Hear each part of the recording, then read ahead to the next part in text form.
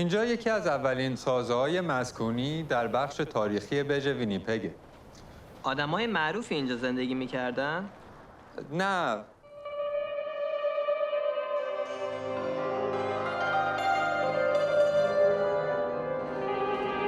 نازگل بودو بیا. نگین! چرا داریم میدویم؟ سریع تو یخ پیدا کردن. آخه اصلا چطوری از تو یخ درش بیاریم؟ Alors on me dit que ta dernière journée ici, c'est ça? Billet pour Winnipeg, s'il vous plaît. On va discuter de ta nouvelle vie.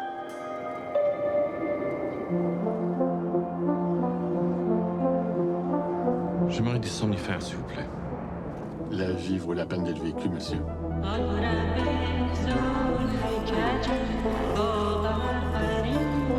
بینگو! آفرین! باریکلا! معلمم کاملا دیوانه است. بزرگ شدی؟ دوست داری چی کاره بشی؟ دیپلمات. برو تو کمد وایسا.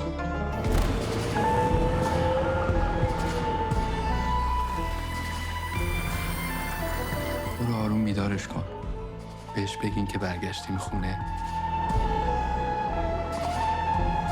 ما عجله داریم. شما نمیتونین کمکمون کنین؟ Winnipeg, étrange destination pour le tourisme. T'as-tu des chaises? J'en ai! T'as-tu des étagères? J'en ai! T'as-tu des divans? J'en ai! من مسعودم. خیلی خوشبختم. من به اون آقاها اعتماد ندارم. بچه ها